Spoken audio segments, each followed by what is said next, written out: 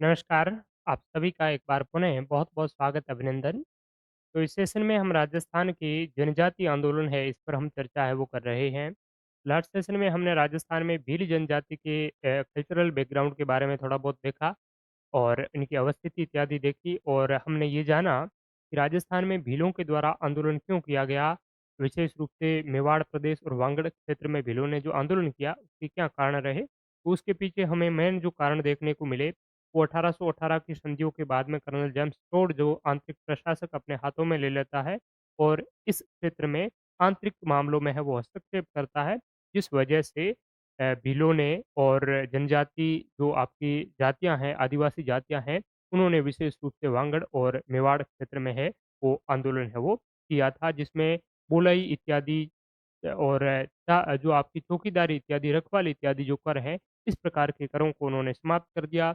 उसके बाद में 1857 की क्रांति के बाद में भी कुछ और आपके वन उपज से संबंधित है, उनके पहाड़ी क्षेत्रों में खेती इत्यादि करने से संबंधित बात करें या उनके जो भी परंपरागत जो अधिकार थे, उन पर और ज़्यादा है वो बंदी लगाने का प्रयास किया, उसे नियंत्रित करने का प्रयास किया, शराब पर भी रोक लगाने के है वो प्रयास किए। तो इन सारी वजहों से और 1853 में स्वरूप सिंह के शासनकाल के दौरान आपकी डायन प्रथा, डाकन प्रथा को भी प्रतिबंध कर दिया। यद्यपि ये एक सामाजिक कुरीति थी, लेकिन भील जो समझते थे कि वो समझते थे कि हमारे परंपरागत अधिकारों के साथ में हमारे परंपरागत जो रीति-रिवाज है, उसके साथ में ये खिलवाड़ कर रहे हैं। 1881 में जो आपके जनगणना हुई, तो जनगणना के दौरान भी भीलों में विभिन्न प्रकार के संदेह उत्पन्न हो गए। तो ये सारे मिले-जुले जो कारण हैं, इस वजह से भीलों के द्वारा और आदिवासियों के द्वारा राजस्थान के वागड़ और मेवाड़ प्रदेश में है, वो समय-समय पर आंदोलन किया गया और जब भी इनको है वो मौका मिला,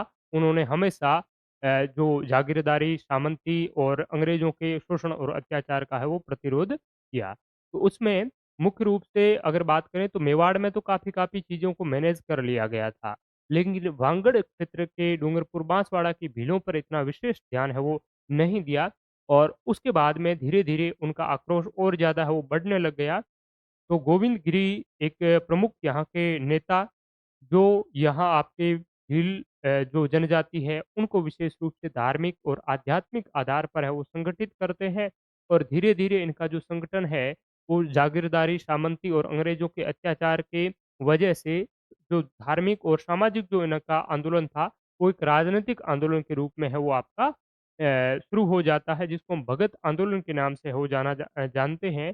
तो इन्हीं भगत आंदोलन के बारे में आज के सेशन में हम वो चर्चा करने वाले हैं कि इस भगत आंदोलन के लिए जो आपके प्रमुख व्यक्तित्व है गोविंद गिरी जी, इनके बारे में हम डिस्कस करेंगे कि इन्होंने भगत आंदोलन है, वो आपका क्यों चलाया और इनके जो जीवन का बैकग्राउंड इत्यादि कहाँ क्या रहा, उनका जन्म इत्यादि है, इस पर हम वो चर्चा करने वाले हैं। तो ये हैं आपके क्या हैं, गोविंद गिरी जी।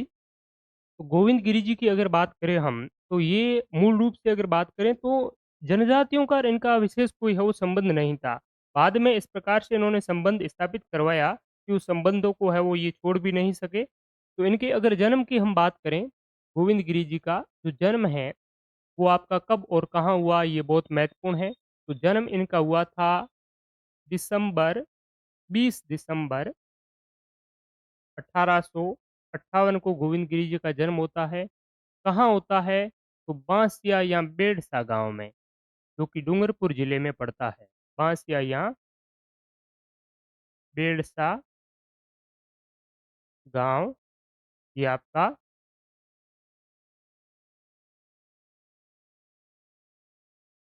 डूंगरपुर जिले में पड़ता है, ठीक बात है। यहाँ इनका जो जन्म होता है ये एक बंजारा परिवार में होता है, ध्यान रखना है। बंजारा परिवार में इनका जन्म होता है। ये स्वयं एक क्या थे? कृषक थे, ठीक है? स्वयं कृषक थे। वैसे तो बंजारों का जो काम होता है, वो क्या होता है? बंजारे परंपरागत रूप से जो है वो घूम फिर कर के व्यापार इत्यादि है वो किया करते थे। गोंद, मिस्र इत्यादि है वो बेचा करते थे। लेकिन ये जो हैं वो परंपरागत रूप से कृषक थे। इनका जो इनकी पत्नी और इनके पुत्र इत्यादि हैं, इनका कहा जाता है कि असामयिक निधन हो गया, ठीक है? और उनके निधन के बाद में फिर अगर पत्नी का देहांत हो जाता है, अपने बच्चों का देहांत हो जाता है, यानी कि पूरा ही परिवार उजड़ जाता है, तो फिर जो व्यक्ति है, वो आखिर क्या करता है? तो इन्होंने बाद में क्या किया कि संन्यास वो धारण कर लिया। कोटा बूंदी की अखाड़े के एक जो संत थे राजगिरी जी, उन राजगिरी के आपके शिष्य है वो बने और राजगिरी के शिष्य बन कर के उन्होंने है वो संन्यास है वो धारण कर लिया। तो ये आपको है वो ध्यान में रखना है। कोटा यानी कि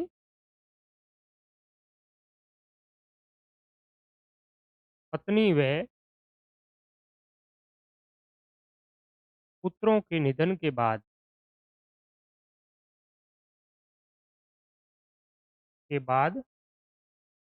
क्या ले लिया? इन्होंने संन्यास है वो धारण कर लिया, ठीक है? अब जब संन्यास धारण कर लिया, तो इन्होंने दीक्षा किससे प्राप्त की? कोटा बूंदी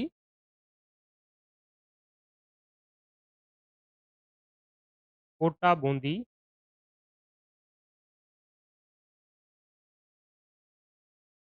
अखाड़े के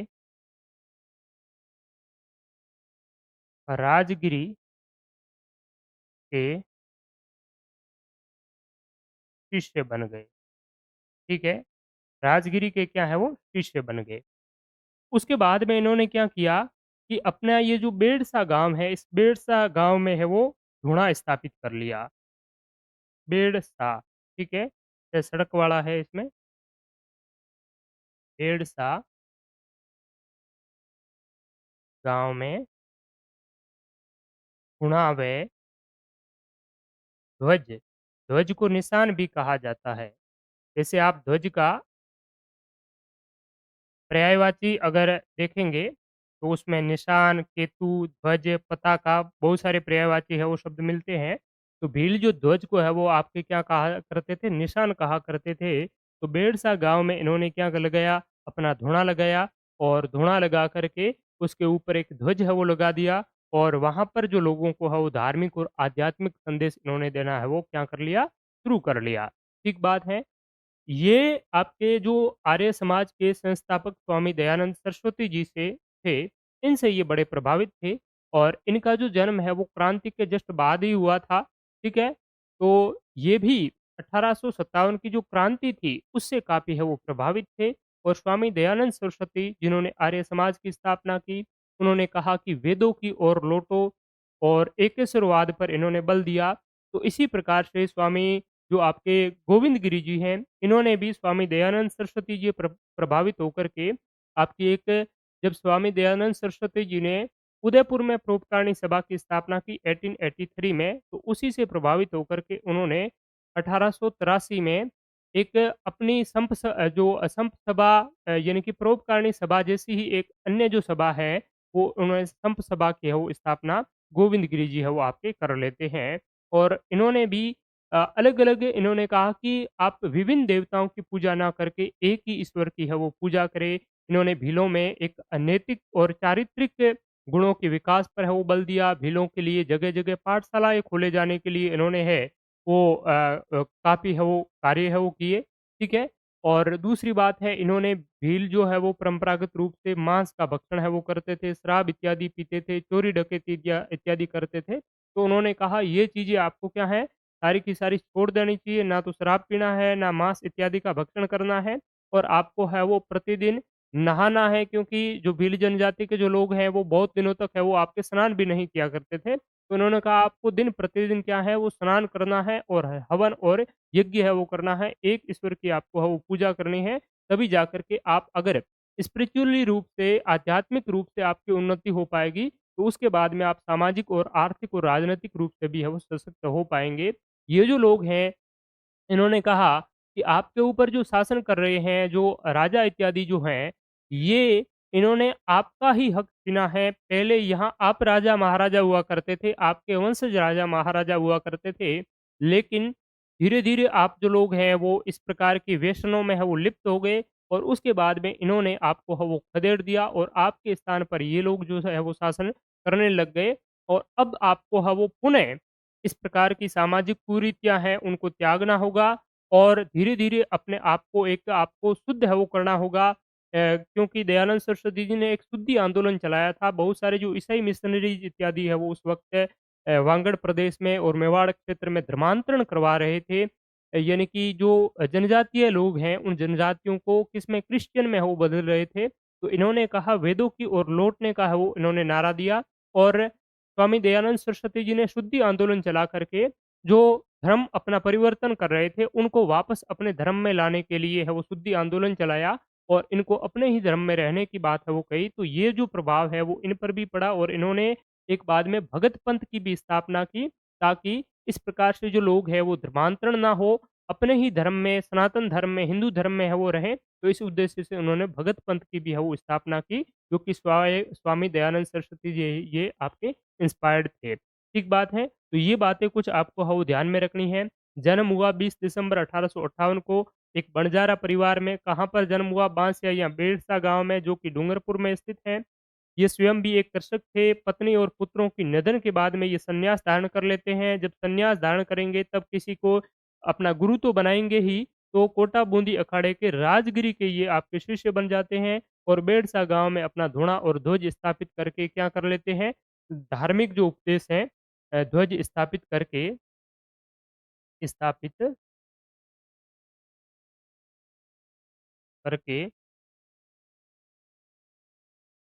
धार्मिक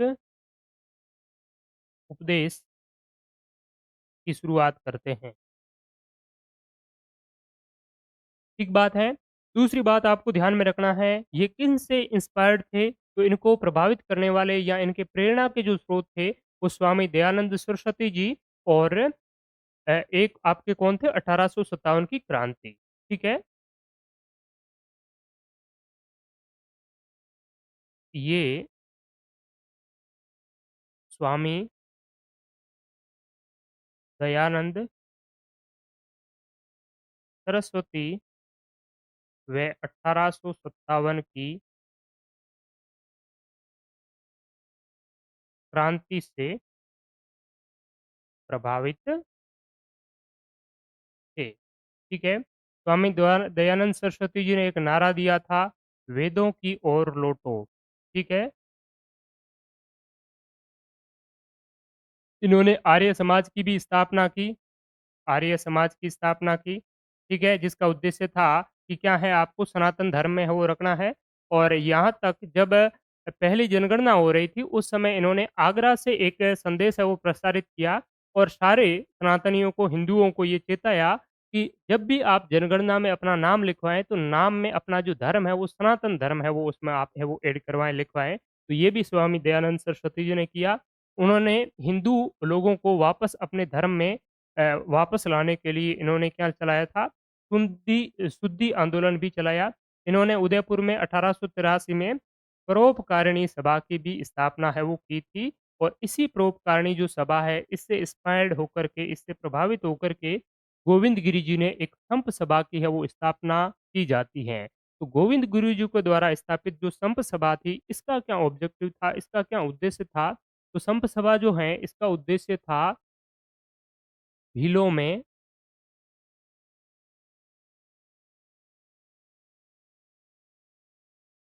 देखिए, एक जो नाम है संप, भीलों को संगठित करना, ठीक है? क्या करना? संगठित करना व उनका चारित्रिक व नैतिक उत्थान, ठीक है? दूसरा इसका जो ऑब्जेक्टिव था, वह था भीलों को सामाजिक,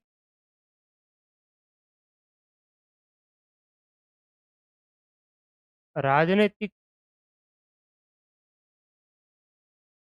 रूप से भी क्या करना?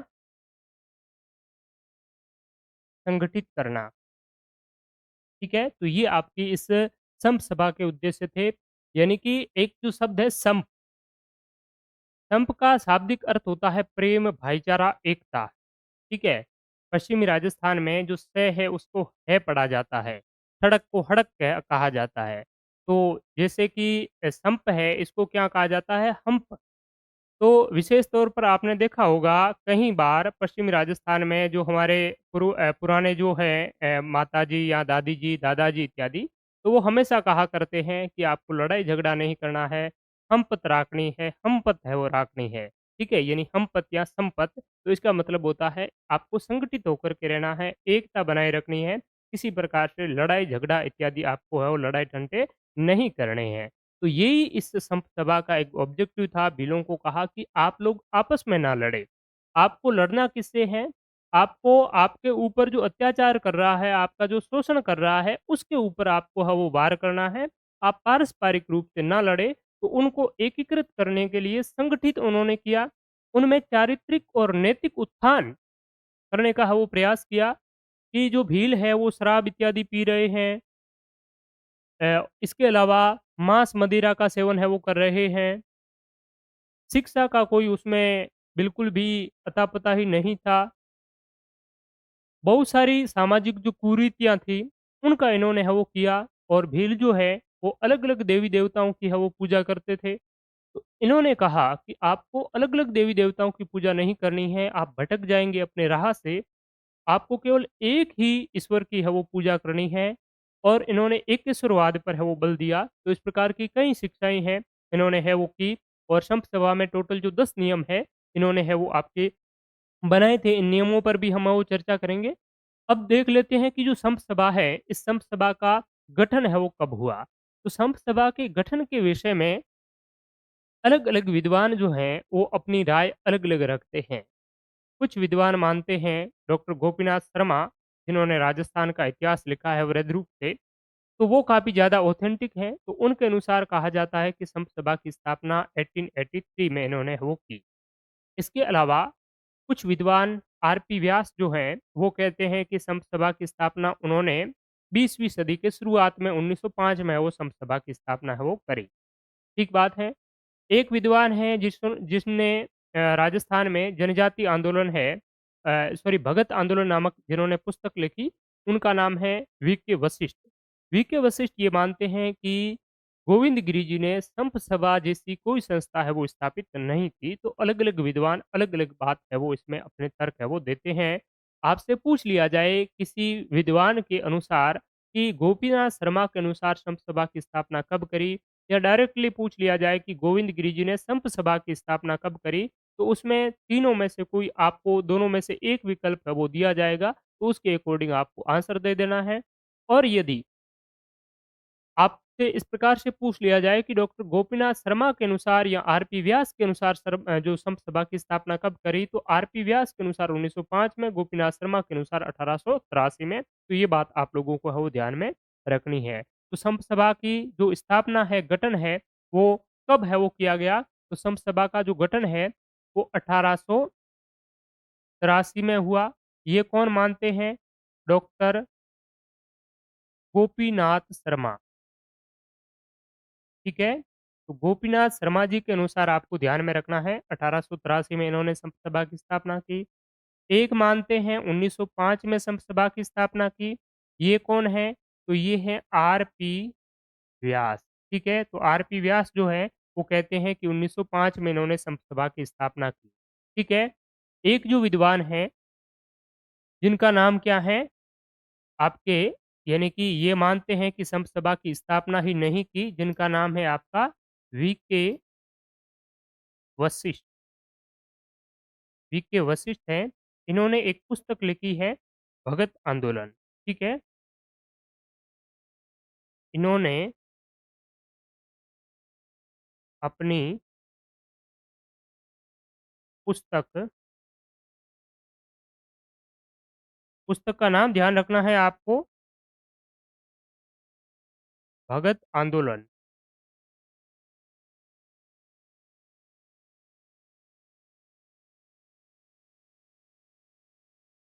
में यह माना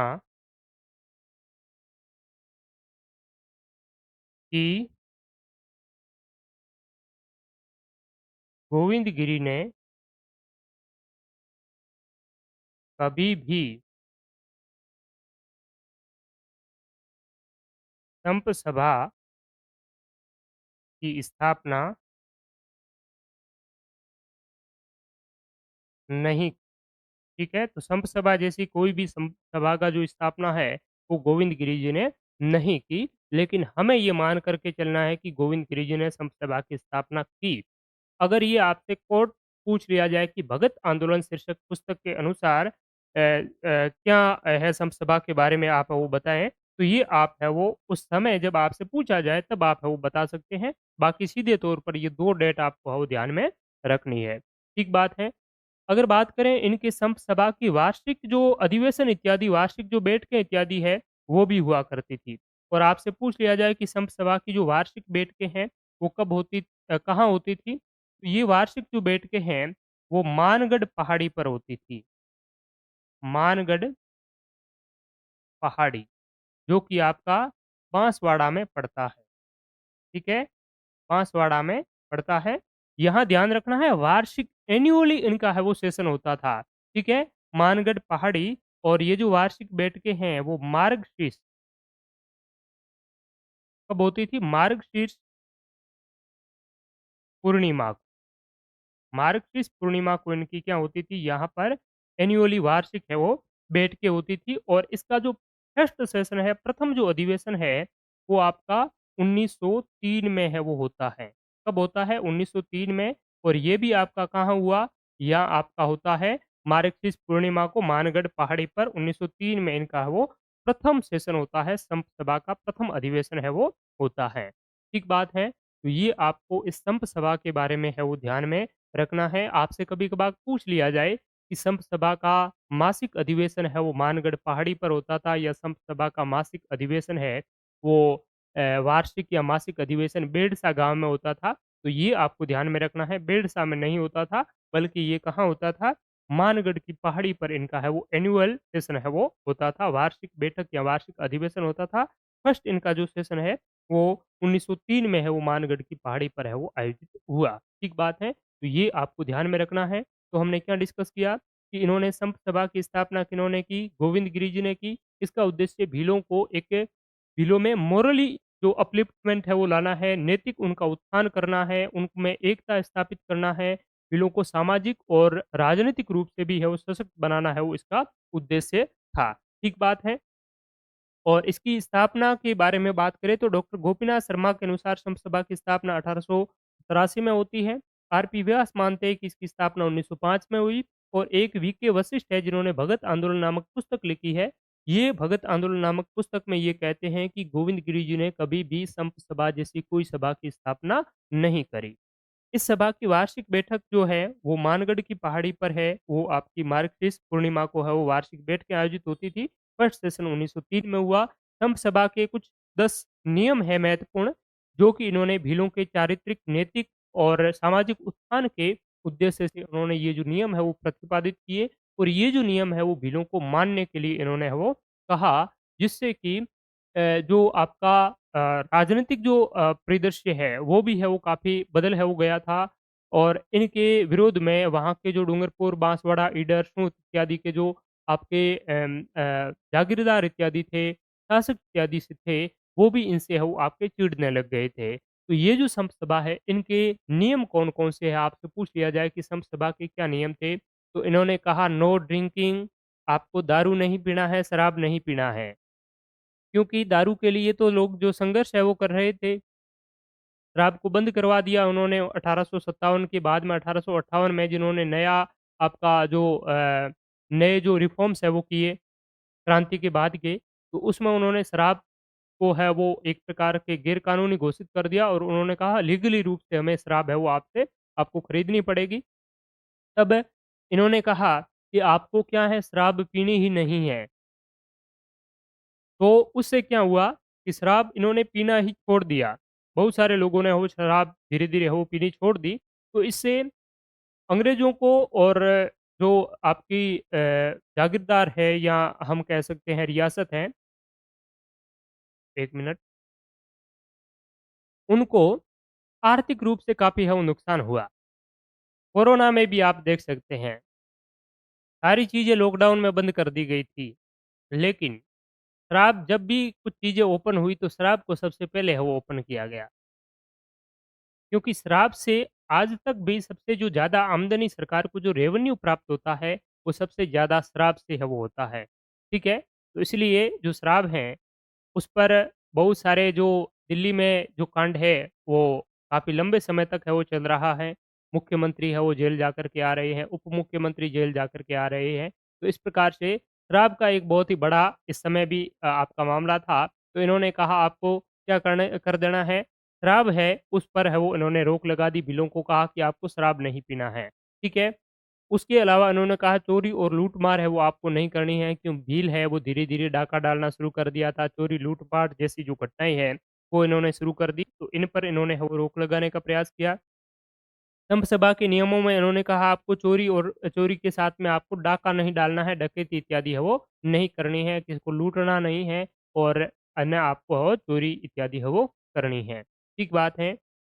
गाँव-गाँव में इन्होंने स्कूल खोलने के भी है वो नियम बनाए कि आपको प्रत्येक जगह आपको पाठशाला स्थापित करनी है, स्कूल खोलने हैं ताकि जो नई पीढ़ी है वो आपकी शिक्षित हो सके, शिक्षा प्राप्त कर सके और जब शिक्षित जो समाज है, वही है शिक्षित बच्चे हैं, वो भी एक अच्छे समाज का वो निर्माण है वो कर सकता है। तो उन्होंने शिक्षा पर भी बल दिया, नित्य स्नान करने को कहा आदिवासी जो लोग हैं वो नहाते नहीं थे, बहुत समय बाद में कभी-कभार वो नहा लेते थे, तो उन्होंने कहा आपको प्रतिदिन स्नान करना है। एक ईश्वर की है वो पूजा करनी है, ये न यानी कि इन्होंने एकेश्वरवाद पर बल दिया। एकेश्वरवाद, ठीक है? एकेश्वरवाद पर इन्होंने है वो बल दिया और हवन करने की इन्होंने है वो बात कही कि हमेशा हवन और यज्ञ आपको करना है ताकि प्रकृति जो है वो आपकी शुद्ध रहे, प्राकृतिक रूप से आपका शुद्धिकरण है वो हो सके। तो उन्होंने हवन की भी बात कही। ये कुछ जो नियम हैं बहुत सारे जैसे नित्य स्नान करना, ईश्वर की पूजा करना, हवन करना, ऐसे जो नियम हैं वो जसनाथ जी और गुरु जाम्बू जी ने भी बताए।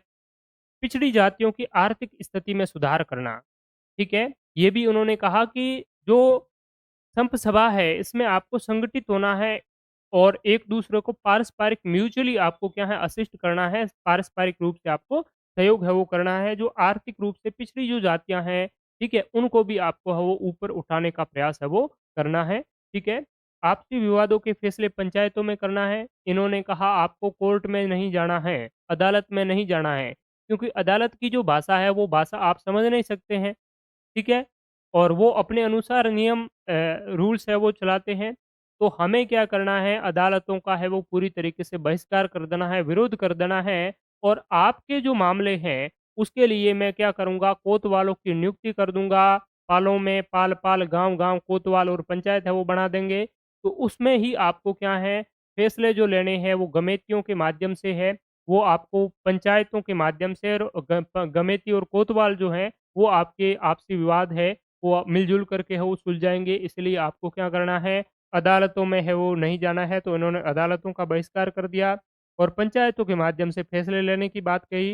इन्होंने कहा बेगार नहीं करना है, फ़ुकट का काम आप क्यों कर रहे हो? आपको कुछ भी नहीं मिल रहा है, तो बेगार आप कर के इनको है वो आपने सिर चढ़ा लिया है, जागीरदारों को, सामंतों को और शासकों को, तो आपको बिल्कुल भी बेगार है वो नहीं करना है, तो बेगार का इन्होंने विरोध कर लिया।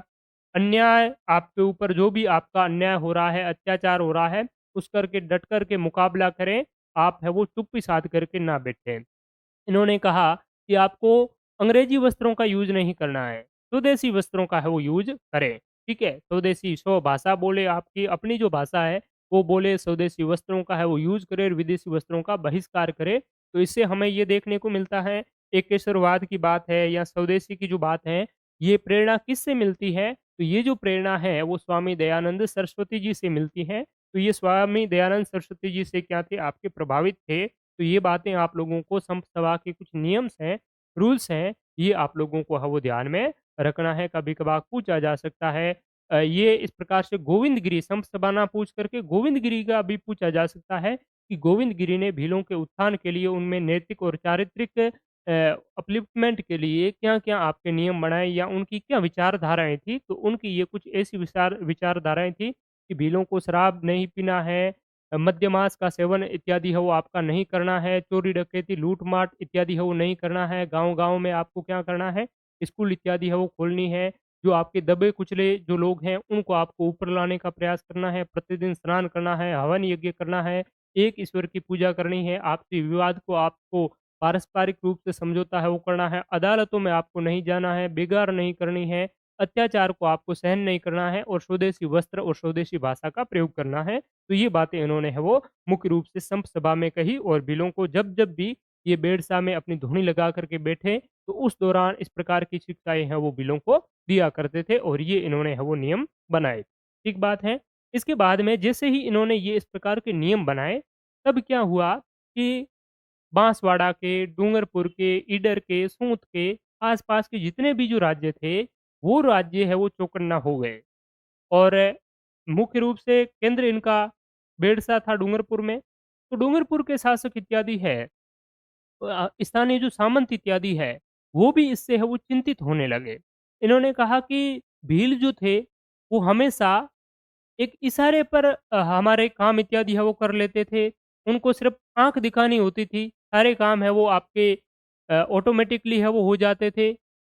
और अब जो हैं, हम उन पर आपके अत्याचार इत्यादि कर रहे हैं, उनको धमकाते भी हैं काम करने के लिए, फिर भी ये बेगार इत्यादि नहीं कर रहे हैं। जो शराब इत्यादि की जो बिक्री है, उस पर भी काफ़ी नकारात्मक प्रभाव पड़ा है, हमारी शराब इत्यादि नहीं बिक पा रही है। ये सारा काम करवा कौन रहा है? तो कि ये गोविंदगिरी करवा रहा है। तो कि इसको हटाओ, हटाए कैसे? कि इसको हमारे राज्य से ही बाहर निकाल दो, तो इसको है वो परेशान किया जाने लगा, गोविंदगिरी जी को परेशान किया जाने लगा। उसके बाद में गोविंदगिरी जी हैं, यहाँ से सामंती शोषण, अत्याचार इत्यादि से परेशान होकर के गुजरात की ओर है वो पलायन कर जाते हैं। ठीक है? तो ये जो इन्होंने इत्यादि नियम इत्यादि बनाए, तो इसके बाद में उपयुक्त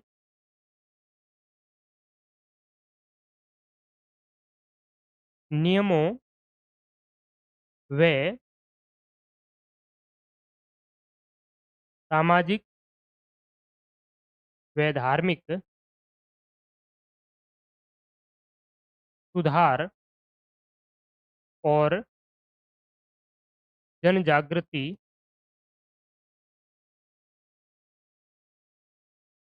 से सामंत व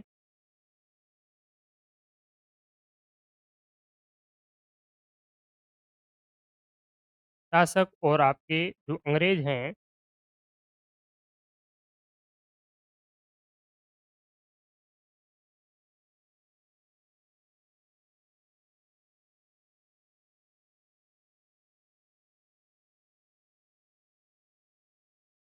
भयभीत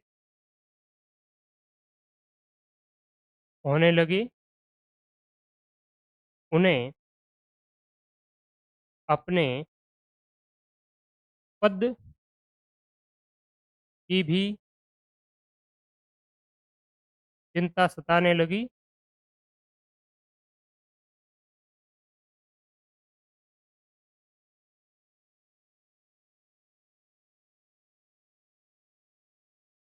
परिणाम स्वरूप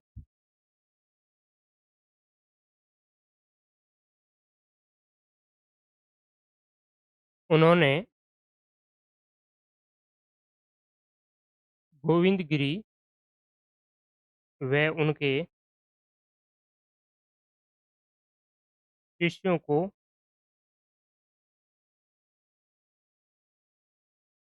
परेशान करना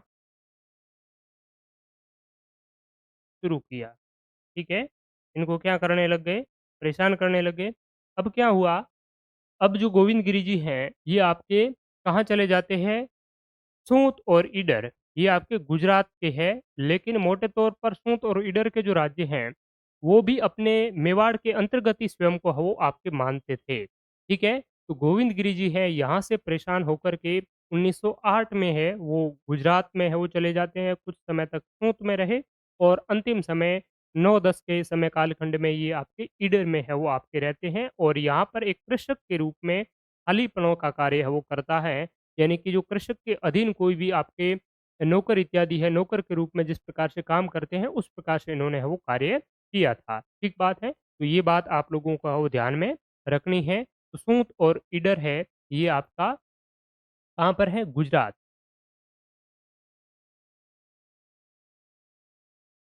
1908 से 8वें 1910 तक गिरि जी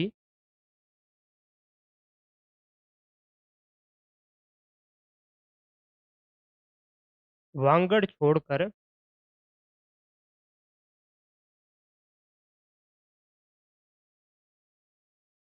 गुजरात के ईडर व सूंत में कृषक बनकर रहने लगे। ठीक है? तो यहाँ इन्होंने क्या किया, खेती का कार्य है वो शुरू किया और खेती का कार्य इन्होंने शुरू किया, हाड़ीपनों का कार्य किया, नौकर इत्यादि के रूप में है वो काम किया, ठीक है? लेकिन कृषक के रूप में है वो काम किया। उसके बाद में धीरे-धीरे इन्होंने एक भीलों का पूरा एक जन आंदोलन बड़ा तैयार कर दिया। भीलों को एकीकृत करने का भी प्रयास इन्होंने गुजरात में रहकर भी किया, जो इनका एक प्रकार का भीलों को उत्थान यानी कि ऊपर अपलिफ्टमेंट इनको करना था, तो वो काम इन्होंने हो छोड़ा नहीं, ठीक है? तो इन्होंने क्योंकि ये परेशान तो हो ही रखे थे सामंतों से, जागीरदारों के अत्याचार इत्यादि से, तो ईडर राज्य का एक जागीर है पालपट्टा। इस पालपट्टा में ये जाते हैं और पालपट्टा के में भीलों का एक बड़ा जन आंदोलन तैयार करते हैं और पालपट्टा के जागीरदार के विरुद्ध में ये है, वो आपके आंदोलन चला देते हैं। उसके बाद में इस जागीरदार ने परेशान होकर के इन भीलों से समझौता किया। भीलों ने टोटल 21 माँगें रखी, 21 शर्तें हैं वो रखी और वो शर्तें भीलों के उत्थान से है वो संबंधित थी, भीलों के अधिकारों से जुड़ी हुई थी और उसके बाद में उस पालपट्टा के जागीरदार को ये जो समझौता है, उस समझौता पर है वो अपनी सहमति व्यक्त करनी पड़ी, समझौते पर हस्ताक्षर है वो करना पड़ा, जिससे कि इन गोविंद गिरी जी को है, वो भीलों का बहुत ज़्यादा ही आपका सपोर्ट है वो मिलने लग गया और उनकी जो ख्याति है, वो पूरे वांगड़ प्रदेश में और गुजरात और बम्बई प्रांत तक है वो आपकी मध्य जो आपका भारत है, वहाँ तक है वो पूरी तरीके से फैलने लग गई और ये इनका एक पहला सबसे बड़ी जो सफलता है, वो पालपट्टा के जागीरदार के साथ में किसान आंदोलन की जो सफलता है, ये गोविंद गिरी जी की एक पहली सफलता है वो मानी जाती है। ठीक बात है? तो ये क्या करते हैं, पालपट्टा, पालपट्टा कहाँ आता था? ईडर, ठीक है? पालपट्टा ये जो है, ईडर राज्य का ठिकाना पालपट्टा ईडर राज्य का ठिकाना है। 1910 में इन्होंने भीलों का जन आंदोलन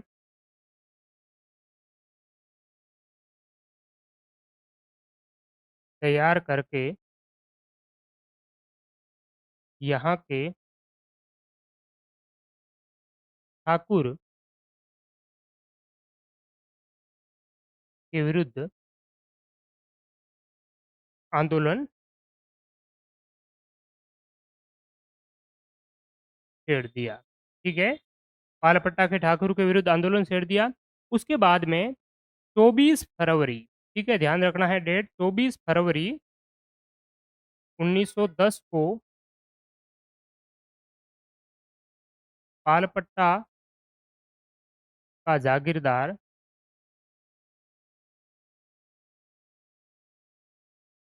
भीलों से समझौता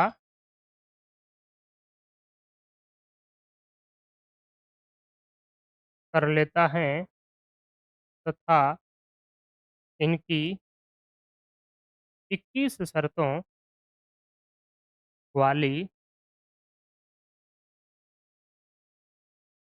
मांग को स्वीकार कर लेता है। ठीक है? तो 21 शर्तों की इनकी मांग थी और इनके साथ में क्या है समझौता कर लेता है। कब किया?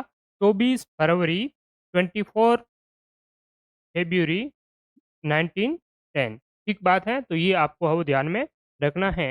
यह गोविंदगिरी की यह गोविंद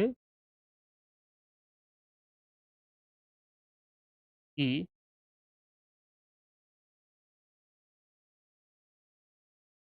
पहली सबसे बड़ी सफलता थी। ठीक है? तो गोविंद गिरी जी ने ये काम करवाया था। यहाँ आपके सफल हुए, सक्सेसफुल रहे। उसके बाद में कहा कि एक बार हम वापस अपने वो जो जन्म स्थान है, अपना जो मूल स्थान है, जहाँ पर इन्होंने धूनी स्थापित की संन्यास लेने के बाद में, तो वहाँ पर इनको है वो याद आई कि हम वहाँ है वो जाते हैं। ठीक है? और उससे पूर्व ये जब आपका मामला है वो समझौता हो गया, उसके 1-2 महीने के बाद में 1910 के महीने में ही मार्गशीर्ष के पूर्णिमा के अवसर पर आपके जो वार्षिक सम्मेलन हुआ करता था, मानगढ़ की पहाड़ी पर संत सभा का, तो उस संत सभा के 1910 के वार्षिक सम्मेलन में भी भीलों ने आपका क्या किया कि 33 जो शर्तें हैं, वो रखी थी। किसके समक्ष? महाराणा के समकक्ष है वो रखी थी और अंग्रेज़ों के समकक्ष रखी और उन शर्तों को मानने के लिए है, वो उन्होंने है वो आपका आंदोलन है वो भील कर ही रहे थे। उसमें यद्यपि गोविंद गिरी जी है वो आपके शामिल नहीं थे, लेकिन उनमें से एक भी माँगों को है वो स्वीकार नहीं किया। उसके बाद में गोविंद गिरी जी जो हैं, वो 1911 में वापस कहाँ आ जाते हैं, वापस आपके बेडसा है वो आ जाते हैं, ठीक है? वापस बेडसा 1911 में वापस बेडसा है, इनका है वो आगमन हो जाता है और बेडसा आकर के ये क्या करते हैं, भगत पंथ की क्या करते हैं, स्थापना करते हैं, ठीक है? भगत पंथ की क्या कर लेते हैं, स्थापना कर लेते हैं। अब भगत पंथ जो है, वो भगत पंथ की स्थापना कब और कहाँ होती है? तो भगत पंथ की स्थापना भी 1911 में बेडसा में होती है। बेडसा में है वो भगत पंथ की स्थापना की जाती है। किसने की? तो ये गोविंद गिरी जी ने, ठीक है? गोविंद गिरी व सुरजी भगत। सुरजी भगत इनके शिष्य ही थे, ठीक है? तो इन्होंने मिलकर के एक आपकी क्या की, भगत पंथ की है वो स्थापना कर देते हैं। भगत पंथ की स्थापना कब हुई? 1911 में। कहाँ हुई? बेडसा में, ठीक है? और बेडसा में आगमन है वो गोविंद गिरी जी का 1911 में है। गिरि जी का है वो आगमन है वो हो जाता है। इसका उद्देश्य क्या था? यानी कि भगत जो पंथ है वो स्थापना की, तो संत सभा का तो उद्देश्य था सामाजिक राजनीतिक चेतना का विकास करना और उनमें एक जो आपके नैतिक चारित्रिक जो उत्थान है और उनको संगठित करने का जो प्रयास है, वो उन्होंने संत सभा के माध्यम से किया। लेकिन संत सभा जो है, इस पर बहुत सारे जो आपके धीरे-धीरे है वो आपके बैन इत्यादि लगाने के है वो प्रयास किए। तो उस उन्होंने कहा कि अब जो है संत सभा है, उन्होंने पहले तो आपका संत सभा जो हम स्टार्टिंग में धार्मिक और सामाजिक रूप आधार पर ही आपकी है वो क्या थी, स्थापित की गई थी। राजनीतिक उसका ज़्यादा कोई उद्देश्य वो नहीं था। लेकिन जब सामंती शोषण, अत्याचार इत्यादि ज़्यादा हो गया, तो इन्होंने कहा कि हमें धार्मिक रूप से सशक्त होना ही है। उसके साथ-साथ में हमें सामंती अत्याचार और शोषण का भी हमें क्या करना है, डट कर के मुकाबला करना है। तो ये जो है, वो एक इस संत सभा का एक आधुनिक स्वरूप था, भगत पंथ। ठीक है? तो भगत पंथ के माध्यम से इन्होंने एक तो ये काम किया कि जो क्रिश्चियन इत्यादि है, ईसाई इत्यादि है, वो आपके ईसाई मिशनरियोज़ के माध्यम से हिंदुओं को और जो जनजाति आदिवासी है, उनको हिंदुओं का धर्मांतरण करवा रहे थे। हिंदू धर्म से दूसरे धर्म में है वो धर्मांतरण करवा रहे थे। तो वो जो धर्म परिवर्तन है, उस धर्म परिवर्तन को रोकने के लिए भी इन्होंने है वो भगत पंथ की स्थापना की। भगत का मतलब होता है एक शिष्य, ठीक है? इन्होंने कहा कि जितने भी जो आदिवासी भील इत्यादि जो हैं, वो क्या हैं, ये इनको गुरु कहते थे, ठीक है? और इन्होंने कहा कि मैं आपका गुरु तो आप मेरे चेले या भगत हैं, ठीक है? और आपके लिए एक हम पंथ स्थापित कर रहे हैं भगत पंथ। आपको किसी क्रिश्चियन या ईसाई मिशनरियों में नहीं जाना है, आपको कहाँ किसका अनुयायी बनना है? अपने पंथ में है वो रहना है, भगत पंथ में रहना है। तो इन्होंने हिंदुओं को यानी कि आदिवासियों को अपने हिंदू धर्म में रखने के लिए है वो भगत पंथ की है वो आपकी स्थापना की। तो इसका मूल जो उद्देश्य था, वो क्या था? आदिवासियों को आदिवासियों और आदिवासियों में मूल रूप से यहाँ थे भील, ठीक है? वो अपने स्वधर्म यानी कि हिंदू में ही रहकर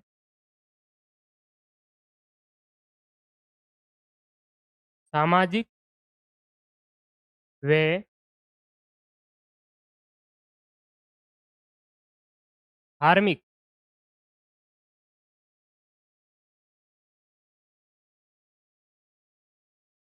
सामाजिक व धार्मिक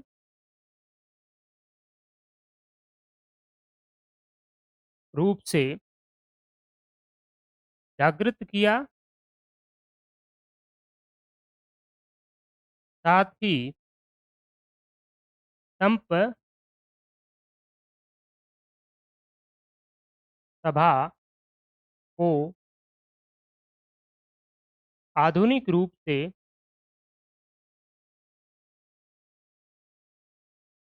स्थापित करके राजनीतिक व सामंती शोषण के खिलाफ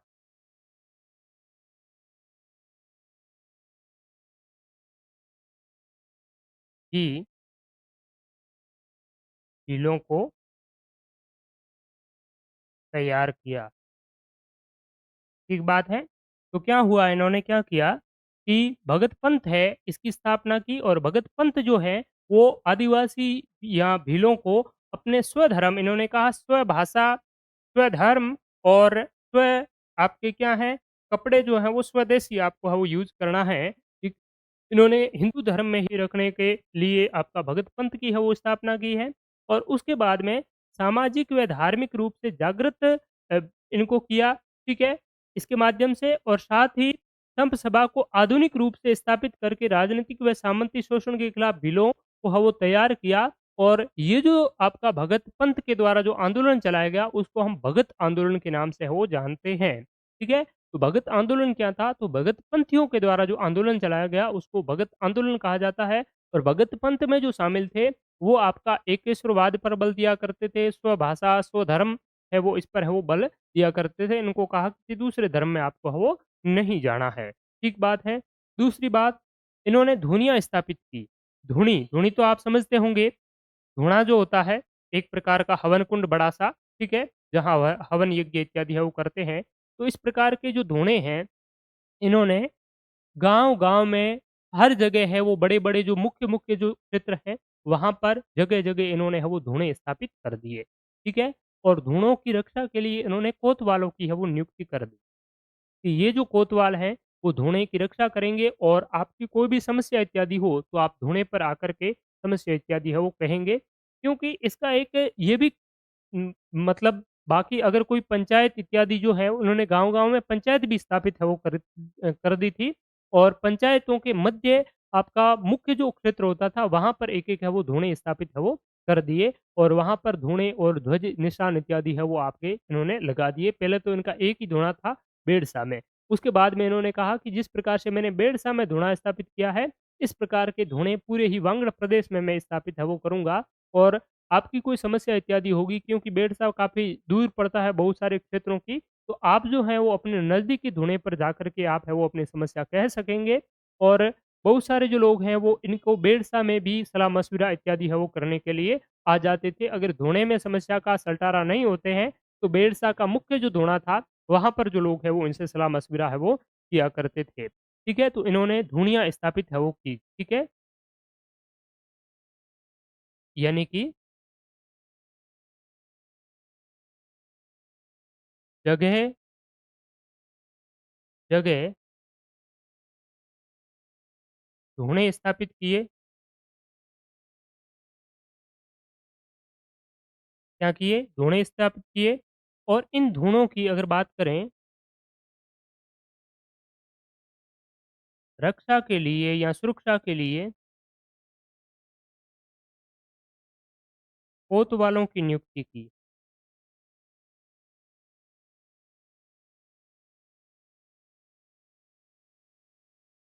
ठीक है। कोतवालों को बहुत अधिकार है वो प्रदान कर दिए गए थे। कोतवालों को है वो इनको आपका क्या है संपूर्ण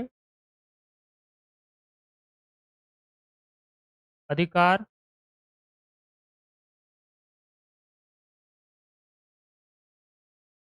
दिए, विशेष रूप से आपसी जो विवाद हैं आपसी विवाद हैं का जो निपटारा है, वो भी कौन करते थे? कोतवाल है आपके किया करते थे, ठीक है? इसके बाद में इन्होंने क्या किया कि भीलों को कहा कि आपको जो विवाद इत्यादि होते हैं वो कोतवाल को बता सकते हैं और गाँव-गाँव में इन्होंने इस उद्देश्य से क्या कर दी? पंचायतों की स्थापना कर दी, ठीक है? गाँव-गाँव में पंचायतों की स्थापना इन्होंने कर दी। तो इससे क्या हुआ कि जो सरकार थी और जो आपका अंग्रेज इत्यादि थे, वो इनसे है वो आपके घबरा गए थे, डरने लग गए थे। यानी कि एक पैरेलली आपकी सरकार है वो यहाँ पर चल रही थी। जिस प्रकार से सरकार का कार्य क्या होता है, लोगों की सुरक्षा करना और सुरक्षा के साथ-साथ में इनका कोई भी विवाद इत्यादि होता है, तो उन विवादों का निपटारा इत्यादि है वो करना, उनको विशेष रूप से जो गाइड इत्यादि है वो करना, ठीक है? लोगों को शिक्षित इत्यादि करना, तो वो जो है वो सरकार का कार्य होता है। उस समय तो सरकार इस प्रकार के कार्य कर नहीं रही थी, केवल टैक्स वसूली का कार्य है वो कर रही थी। तो इन्होंने एक अपनी पैरेलली ही इस प्रकार की सरकार है वो खड़ी कर दी भगत पंथ के माध्यम से, भगत आंदोलन के माध्यम से धूणे स्थापित किए, पंचायतें स्थापित की, वहाँ कोतवालों की नियुक्ति कर दी। तो अब जो है वो कोई व्यक्ति अदालतों में नहीं जा रहे थे, ना कोई शराब पी रहे थे, ना इस प्रकार की चोरी-चकारी इत्यादि कर रहे थे। तो जो जज थे, अदालत के वकील इत्यादि थे, उनको भी है वो कोई क्लाइंट है वो नहीं मिल रहे थे, तो वो भी बेरोज़गार हो गए। तब जो है, वो डूंगरपुर की जो पुलिस है, उस पुलिस ने इसको अप्रैल 1913 में गोविंद गिरी जी को गिरफ्तार कर लिया और गिरफ्तार करके भगत पंथ को समाप्ति की है वो धमकी दे दी। उनके पास में जो भी संपत्ति इत्यादि थी, वो आपकी लूट ली। उसके बाद में भीलों ने ज़्यादा उपद्रव किया, तो इनको 3 दिनों के बाद में छोड़ दिया और कहा गया कि डूंगरपुर राज्य की सीमा के अंदर ही आपको है वो नहीं दिखाई देने चाहिए। आप डूंगरपुर को छोड़ कर के फ़ौरन यहाँ से है वो निकल जाएँ। तो उसके बाद में ये आपके डूंगरपुर से ईडर की ओर गुजरात में जहाँ पहले रहा करते थे, ईडर में है वो चले गए। ईडर में भी इनका है वो ज़्यादा प्रकोप है वो देखने को है वो मिल गया क्योंकि उस समय ईडर, तूंत, खेड़ा, बांसवाड़ा, डूंगरपुर, आस-पास के सभी जो आपके भील इत्यादि हैं, वो इस बेड़सा गाँव में है वो आपके आया इत्यादि करते थे। तो इससे जो है आस-पास के जो राज्य इत्यादि हैं, वो भी है वो चिंतित हो गए। तो ईडर के शासक ने भी इनको गिरफ्तार करने का प्रयास किया। उसके बाद में ये वापस अक्टूबर के महीने में 2-3 महीने में घूम फिर कर के वापस मानगढ़ की पहाड़ी पर है वो आ जाते हैं और फिर भीलों को कहते हैं कि अब जो है वो आप एकत्र हो जाएँ, हमारे लिए जो समय है वो आ गया है और अब हमें क्या है एक अपना अलग ही जो प्रदेश है वो स्थापित करना होगा और ये जो है वो भील प्रदेश की जो माँग है वो कहा जाता है करने लग जाते हैं क्योंकि सामंती अत्याचार, शोषण इत्यादि है वो ज़्यादा ही बढ़ गया था और इस उद्देश्य से इन्होंने तीर कमान इत्यादि तैयार है वो कर ली और पूरा संदेश भिजवा दिया पूरे वांगड़ प्रदेश में। घर-घर संदेशवाहक को भेजा और संदेश भिजवाया कि सारे इकट्ठे हो जाएँ, अपने तीर कमान, खाना-पीना, रसद इत्यादि लेकर के मानगढ़ की पहाड़ी पर आ जाएँ और फिर हम डट कर के मुकाबला करते हैं, कौन हमारे ऊपर जो है वो शासन करते हैं, अत्याचार करते हैं, शोषण करते हैं, हमें उत्पीड़न करते हैं, उन चीज़ों को हमें वो देख लेंगे। तो उसके बाद में ये सारी घटनाएँ हैं वो मानगढ़ धाम वाले नरसंहार होता है, तो उस पर आइए हम वो चर्चा करते हैं। तो इससे पहले हमने क्या करें कि यहाँ पर भी आपके कहाँ-कहाँ के आते थे लोग, तो वो भी हम यहाँ पर है वो देख लेते हैं, ठीक है?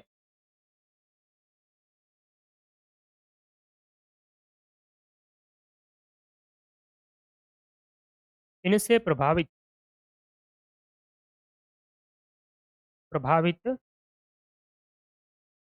होकर बांसवाड़ा, डूंगरपुर के साथ गुजरात के ईडर, ऊँट, खेड़ा, पंचमहल इत्यादि राज्यों के भील भी यहाँ आने लगे। ठीक है? तो भील बहुत है वो प्रभावित हो गए, पूरे वांगड़ को इन्होंने झकझोर कर के रख दिया था, तब जाकर के इनको क्या किया, अरेस्ट है वो किया। ठीक है? बढ़ती हुई बढ़ती हुई लोकप्रियता को देख कर के डूंगरपुर पुलिस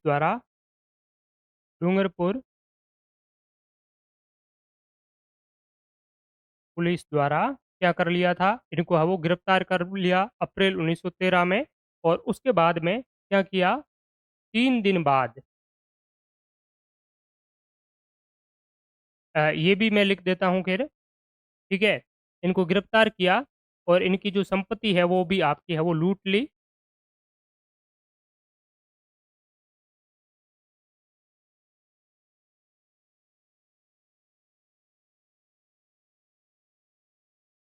संपत्ति लूट ली,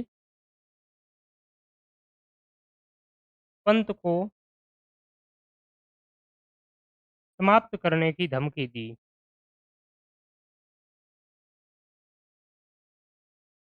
धमकी दी, ठीक है? और उसके बाद में क्या हुआ, 3 दिन के बाद में, ठीक है?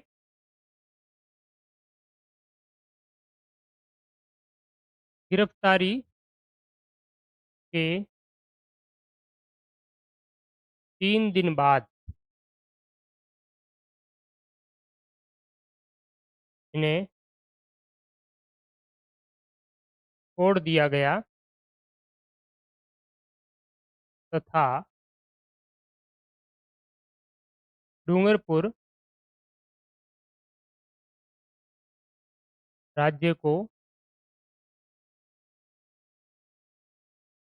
छोड़ने के आदेश दे दिए।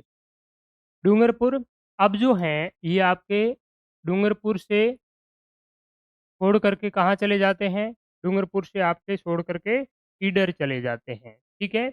ईडर में भी इनको क्या किया? गिरफ्तारी के प्रयास किए। गिरफ्तारी के प्रयास है वो ईडर में किए गए।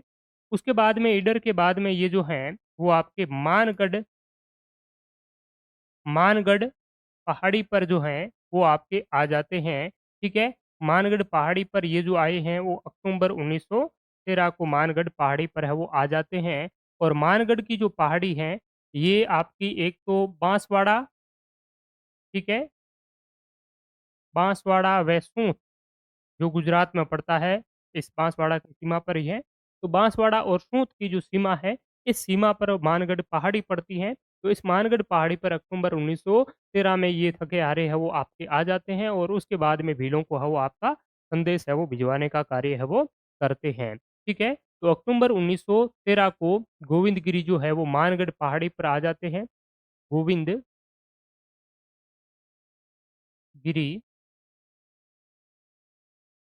मानगढ़ पहाड़ी, ठीक है?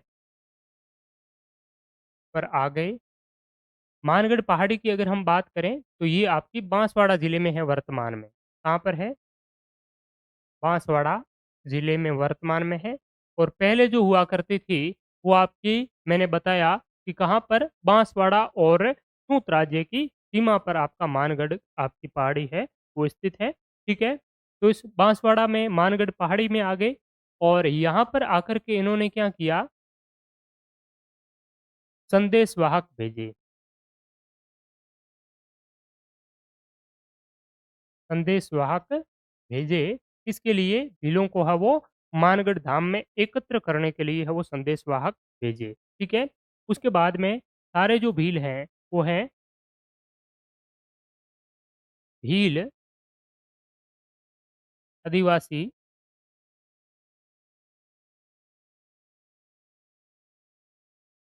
शस्त्रों व रसद पानी सहित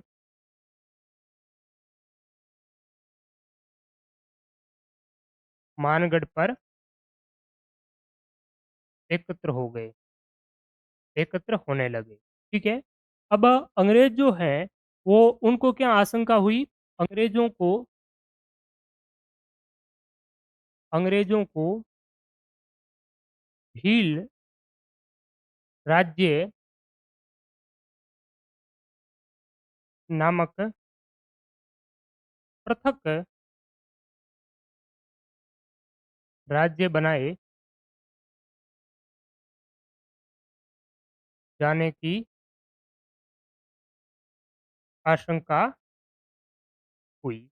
इन्होंने कहा ये एकत्र हो रहे थे, भील अपने सामान इत्यादि है वो लेकर के जा रहे थे। पूरा अपना जो खाने-पीने का, रहने का सारा जो है, वो उस मानगढ़ पहाड़ी पर भी लेकर है वो आ गए थे।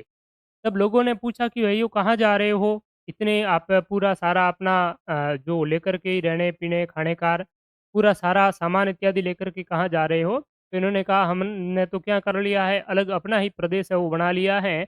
हमें आपके अलग मेवाड़ राज्य की आवश्यकता नहीं है। हम तो अपना अलग ही अपना जो राज्य है वो बनाएँगे, भील प्रदेश है वो बनाएँगे, जिसमें जो आपके ऊँट है, इसके अलावा ईडर है, ठीक है? और पंचमहल इत्यादि है, डूंगरपुर है, बांसवाड़ा है, कुशलगढ़ है, तो ये आस-पास के जो क्षेत्र हैं, उनके जितने भी भील हैं, हम मिल कर के अपना अलग राज्य बनाएँगे, अपनी सरकार बनाएँगे और हम तो क्या हैं, वो अलग ही रहने वाले हैं। तब जो ये बात है, वो किसके कानों में पड़ी?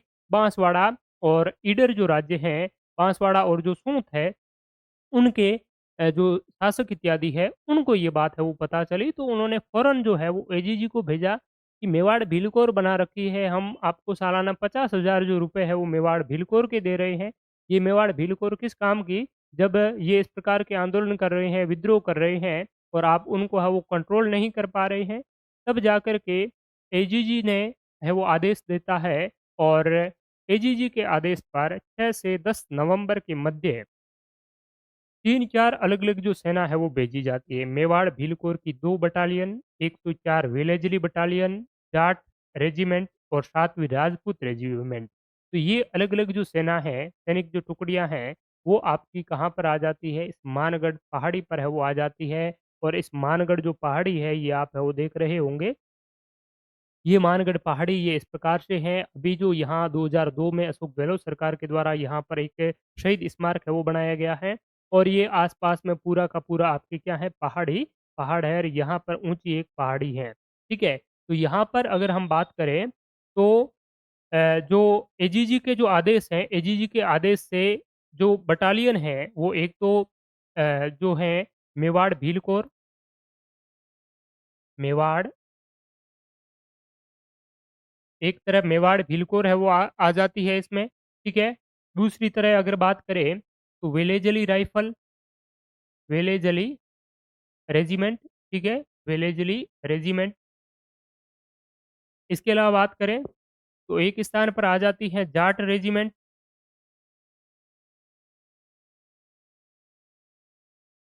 और एक जगह इनको घेर लेती है बात करें तो राजपूताना 7वीं राजपूत रेजिमेंट, ठीक है? तो इस प्रकार से जो ये भील लोग हैं, वो आपके क्या कर लेते हैं, चारों तरफ से क्या लेते हैं, इनको घेर लिया जाता है, ठीक है? और ये जो काम है, ये पूरा का पूरा कब हुआ था? 6 से 10 नवंबर के मध्य, 6 से 10 नवंबर 1913 की ये आपकी बात, ठीक है? एजीजी के आदेश एजीजी के आदेशों से, ठीक है?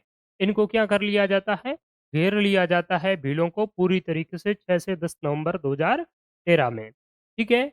इनको घेर लिया, उसके बाद में वार्ता करने की है वो कोशिश की जाती है भीलों से और गोविंद गिरी जी से कि इसका कोई अगर समाधान निकले, तो हम है वो उसके लिए वार्ता करें और आप लोग हैं, वो इस प्रकार के भील राज्य की इस प्रकार की जो बातें हैं, उनको आप छोड़िए और जिस प्रकार से आप पहले रह रहे थे, उसी प्रकार से आप रहें। तो उसके बाद में गोविंदगिरी है, उनसे वार्ता करनी चाहिए, तो गोविंदगिरी प्रत्यक्ष रूप से तो है वो उनको जाकर के मिले नहीं, बल्कि 12 नवंबर की बात है, 12 नवंबर 1913 को गिरीश ने पत्र लिखा, यानी कि डिमांड ड्राफ्ट, माँग पत्र हम इसको कह सकते हैं, ठीक है?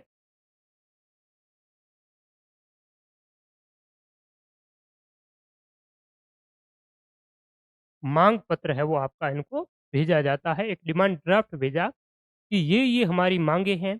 उन माँगों में इन्होंने कहा क्या कहा कि एक तो जो है वो हमारे जो आपके भगत पंथ के जितने भी जो लोग हैं और संप सभा में मानगढ़ पहाड़ी में हमारा जो सम्मेलन इत्यादि जो होता है, उस सम्मेलन में जितने भी मेरे जो अनुयायी हैं, उनको आप रोके ना, उनको आप आने दें। दूसरी उन्होंने कहा कि वन उपज पर अधिकार जो है, वो हमारे आदिवासियों का है, तो उनको उनसे वंचित है वो नहीं किया जाए, वनों से संबंधित जो भी है वो उनसे वंचित नहीं किया जाए।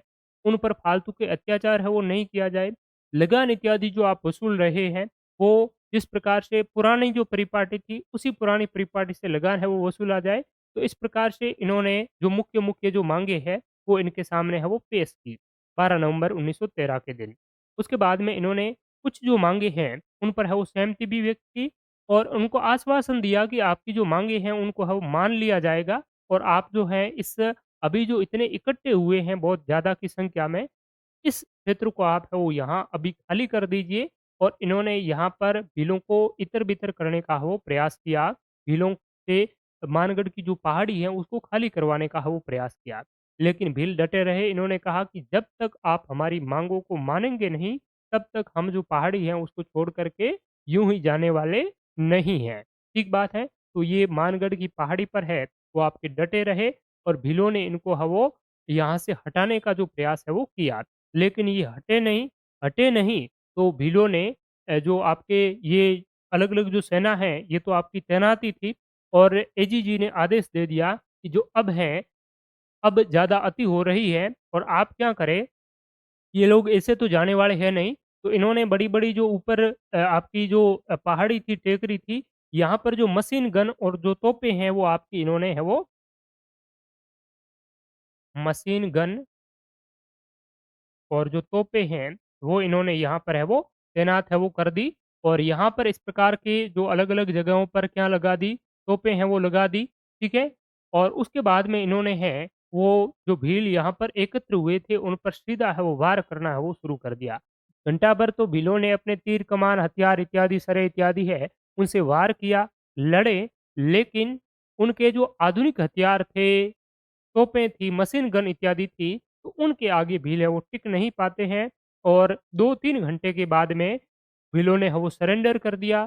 सरेंडर करने के बाद में भी भीलों पर अत्याचार इत्यादि है वो होते रहे और ये बहुत बड़ा एक भयंकर हत्याकांड था, जिसमें कहा जाता है कि 1500 भील जो हैं, वो आपके मारे गए थे। ये जो घटना होती है, वो कब की होती है? 17 नवंबर 1913 को, ठीक है? 17 नवंबर के दिन है वो 17 पर खतरा मंडरा जाता है, 17 नवंबर 1913 ठीक है?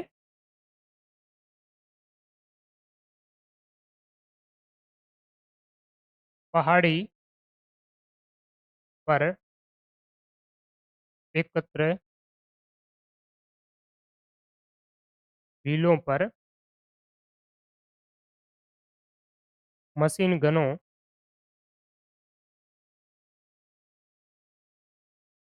से गोलियाँ चलाई और उनको घेर करके है वो भून डाला। तो ये 17 नवंबर 1913 की घटना है। इसमें 1500 जो भील है वो मारे गए और 900 भीलों को कहा जाता है बंदी बना लिया। लेकिन अंग्रेज़ों ने जब सरकारी रिकॉर्ड प्रस्तुत किया उसमें कहा केवल 100 ही भील मारे गए थे।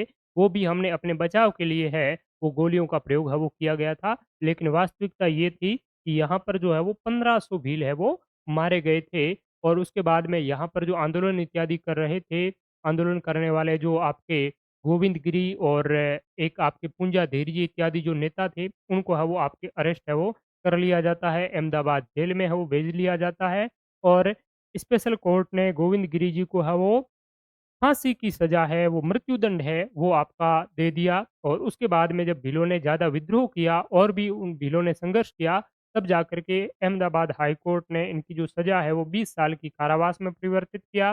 20 साल की कारावास के बाद में जब जेल में इनका ठीक-ठाक अच्छा व्यवहार इत्यादि रहा, तो बाद में इनको सज़ा को है वो आपका कम भी किया और 20 साल के बाद में इनको जो सज़ा है वो 10 साल की, 10 साल के बाद में इनको 7 साल में ही 1920 में इनको है वो वापस जेल से है वो रिहा कर दिया गया था। ठीक है? तो ये आपकी पूरी इस प्रकार की मानगढ़ धाम जो हत्याकांड की जो घटना है, वो आपकी है वो रहती है। तो ये आपको ध्यान में रखना है, कब हुआ जो ये घटनाक्रम 17 नवंबर 1913 को है वो हुआ, ठीक बात है?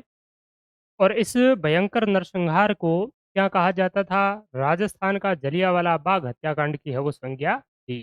वैसे जलियांवाला बाग हत्याकांड है, ये इससे काफ़ी समय बाद में हुआ था। ये 1913 की घटना है और वो 1919 में हुआ था।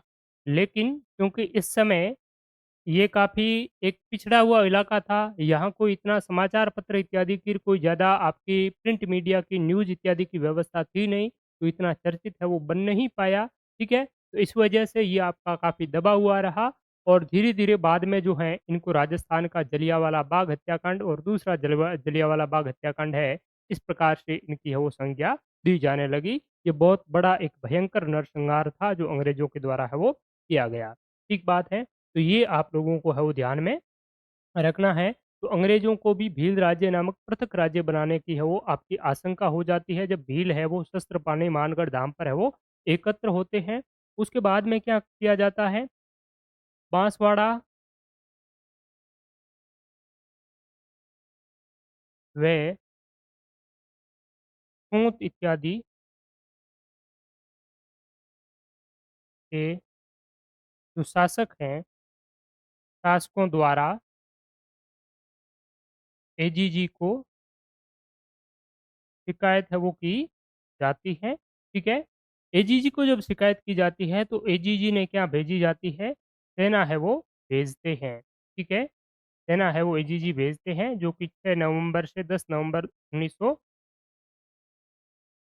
1913 को जो हमने है वो देखी 4 आपकी अलग-अलग जो रेजिमेंट है, वो यहाँ पर है वो तैनात कर दी जाती हैं, ठीक है? और 12 नवंबर 1913 को समझौते के प्रयास किए, जो क्या रहे असफल आपके है वो रहते हैं, ठीक है? फिर बात करें तो यहीं पीछे हम लिख देते हैं 17 नवंबर 1913 को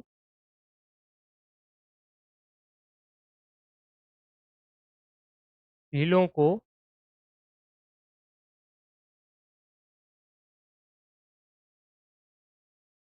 करने के लिए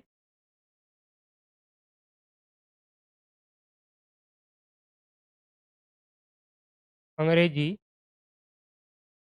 सेना ने गोलियां चलाई, जिसमें 1500 भील स्त्री-पुरुष मारे गए, ठीक है? 1500 मारे गए, सरकारी जो रिकॉर्ड है, उसके अनुसार केवल 100 भीलों की है वो बात कही गई है कि 100 जो भील है, वो आपके मारे गए, ठीक है? और दूसरी बात है, सरकारी रिकॉर्ड ये भी कहता है कि 900 जो भील है, वो आपके बंदी बना लिए गए थे, ठीक है? 900 भीलों को वो आपका बंदी बना लिया। तो इस हत्याकांड को इस हत्याकांड को राजस्थान का जलियांवाला बाग हत्याकांड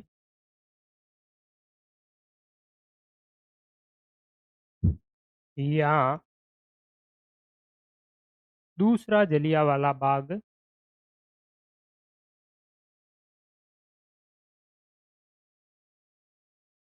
हत्याकांड की संज्ञा दी जाती है। एक महात्मा गांधी जी ने कहा था कि ये तो जलियांवाला बाग हत्याकांड से भी विभत्स हत्याकांड है। वो किसने कहा था? तो वो जो कहा था और रियासत नामक समाचार पत्र ने राजस्थान का जलियांवाला बाग जो हत्याकांड कहा था, वो आपका नीमू चाणा जो हत्याकांड है 14 मई 1925 को जो घटित हुआ था, उसको वो रियासत समाचार पत्र ने राजस्थान का जलियांवाला कहा और महात्मा गांधी ने उस हत्याकांड को दोहरी डायरशाही कहा और जलियांवाला बाग हत्याकांड से भी विभत्स है वो बताया। ये हम पूर्व में भी डिस्कस कर चुके हैं, तो ये बात भी आपको हो ध्यान में रखना है। मैं यहाँ पर भी इसको है वो नोट कर देता हूँ। नोट एम के गांधी ने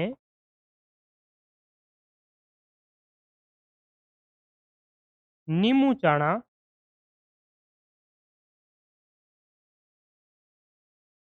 हत्याकांड को जलियांवाला बाग हत्याकांड से भी विभत्स बताया और दोहरी डायरशाही डायरिज्म डबल डिस्टर्ड की संज्ञा थी। तो ये बात हो रही है 14 मई 1925 की नीमूचना हत्याकांड के संदर्भ में गांधी जी ने कहा था कि ये तो जलियांवाला बाग हत्याकांड से भी विभत्स है। आपका एक प्रकार का बहुत खतरनाक है, ठीक है? और इससे भी बहुत बुरी हालत की जिसने तो इस प्रकार से जलियांवाला बाग से भी विभत्स कहा नीमूचना को। लेकिन राजस्थान का जलियांवाला बाग या राजस्थान का दूसरा जलियांवाला बाग जिस हत्याकांड को कहा जाता है, वो आपका मानगढ़ धाम नरसंहार है। जो कि 17 नवंबर 1913 को है वो आपका घटित हुआ था जिसमें मेवाड़ भील कोर के सैनिक शामिल थे, 7वीं राजपूत रेजिमेंट के, जाट रेजिमेंट के और वेलेजली राइफल्स जो हैं, ये सारे के सारे जो हैं, वो इसके साथ में आपके शामिल थे। तो ये बात आप लोगों को है वो ध्यान में रखनी है। ये जो हत्याकांड वाला क्षेत्र है, ये आपका मानगढ़ जो पहाड़ी है, ये आपका कहाँ पर है, ये भी आपको है वो ध्यान में रखना है। तो मानगढ़ आपने कहेंगे कि सर ये तो सारा चीज़ आपने है वो बता दिया, लेकिन ये नहीं बताया कि मानगढ़ कहाँ है? तो मानगढ़ जो पहाड़ी है वो बांसवाड़ा और सूंध की सीमा पर स्थित है। फिर मैं आपको वो बता चुका हूँ। पुनः एक बार है वो बता देता हूँ। मानगढ़ जो धाम है, ये आपका कहाँ है?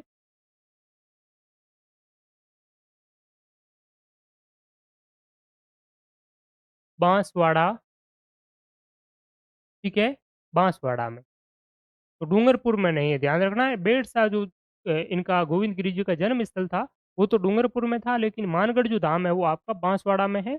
और दूसरी बात करें तो बांसवाड़ा और सूत राज्य की आपका सीमा पर स्थित है, ठीक है? और पास में मध्य प्रदेश भी पड़ जाता है, तो राजस्थान, गुजरात और मध्य प्रदेश की तीनों की जो सीमा पर स्थित है, आदिवासियों का प्रमुख एक धार्मिक जो केंद्र है, ठीक है? और यहाँ पर आज भी जो इस पुण्यतिथि के अवसर पर है, वो आदिवासी जो लोग हैं, वो इनको श्रद्धा सुमन अर्पित है वो करते हैं। और ये जो स्मारक हैं, ये आप देख रहे हैं, ये 2002 में है वो स्मारक बनाया गया था और अब बात चल रही है कि इस क्षेत्र को क्या करें कि एक प्रकार से राष्ट्रीय स्मारक के रूप में दर्जा दिए जाने की भी बात है, वो काफ़ी लंबे समय से उठा रहे हैं। और जो गोविंद गिरी जी ने भील प्रदेश की माँग जो उठाई उस समय 1913 में, वो जो माँग है, वो आज यहाँ की भारत आदिवासी पार्टी जिसको बाप के नाम से जाना जाता है, ये जो बाप पार्टी है, इनके जो नेता हैं, ये भी माँग उठा रहे हैं कि हमें भी क्या करना है, एक भील अलग राज्य की वो आवश्यकता है।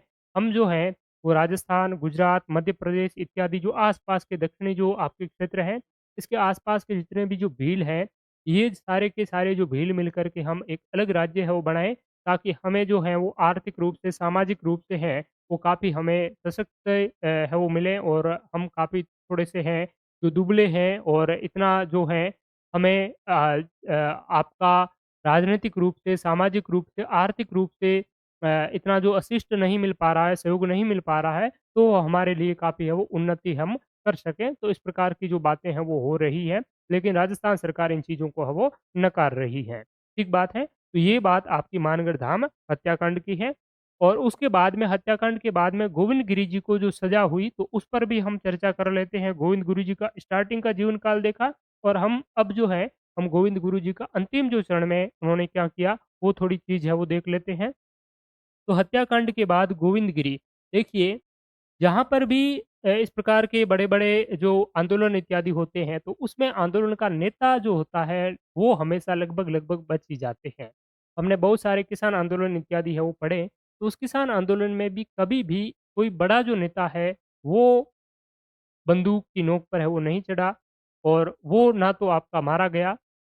बात करें हम एक ही आंदोलन भी पढ़ेंगे उसमें मोतीलाल तेजावत जी बच जाते हैं, इसमें गोविंद गिरी जी हैं वो बच जाते हैं और किसान आंदोलन में बहुत सारे जो बड़े-बड़े नेता हैं जो आपके बात करें तो विजय सिंह पथिक जी हैं, माणिकलाल वर्मा जी हैं, ये हैं वो हमेशा बच के वो निकलते थे, ठीक है?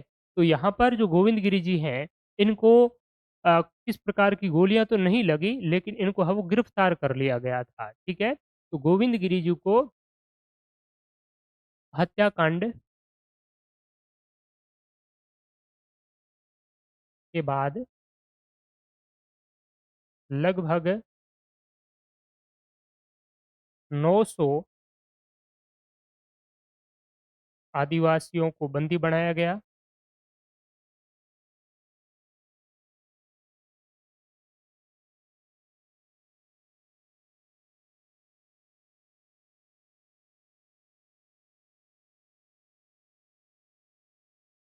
नेतृत्वकर्ता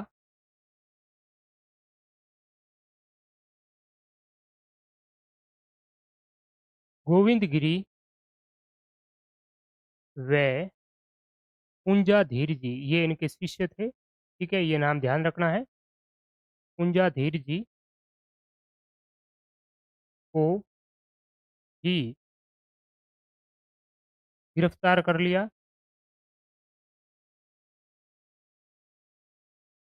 गिरफ्तार कर लिया।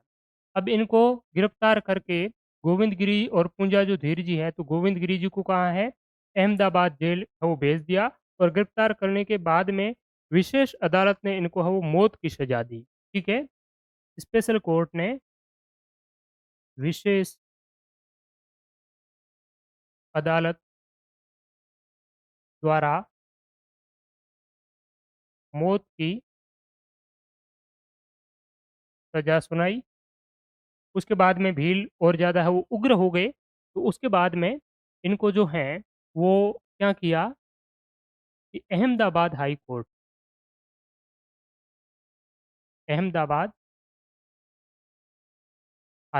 जो है, अहमदाबाद हाई कोर्ट द्वारा इसको क्या किया, इस मौत की जो सज़ा है, इस मौत की सज़ा को क्या है, आजीवन कारावास में बदल दिया, ठीक है?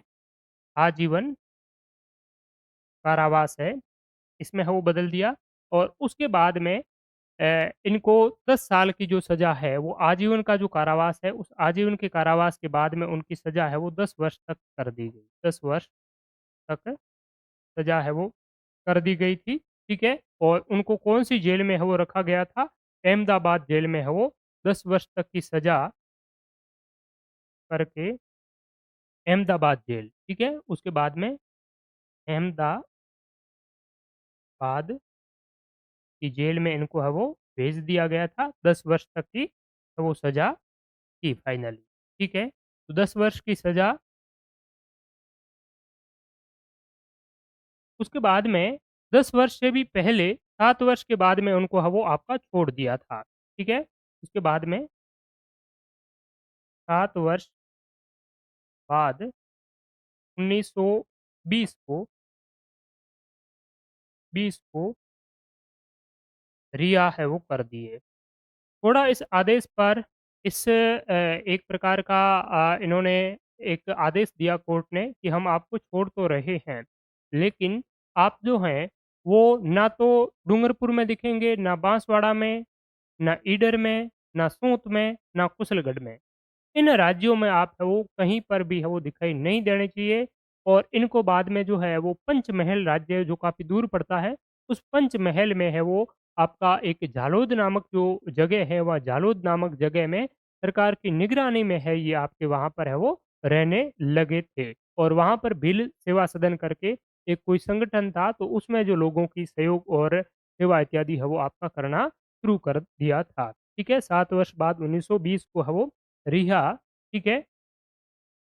और रिहा किस शर्त पर किया गया, तो उनकी शर्त आपको हो ध्यान में रखनी है, ठीक है? रिहा किया गया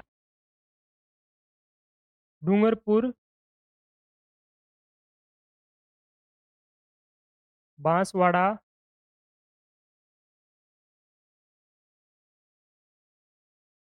और एक कुशलगढ़,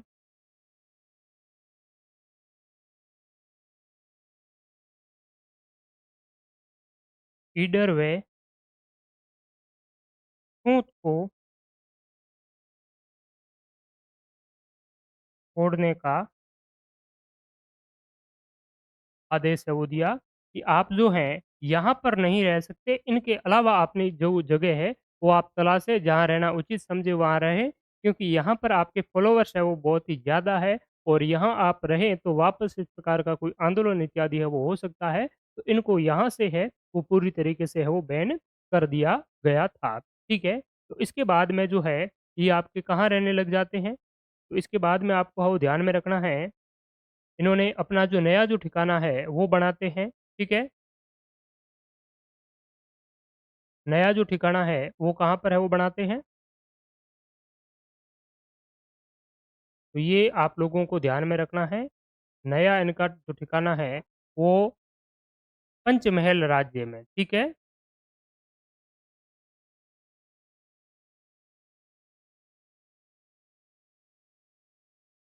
रिहाई के बाद अंतिम समय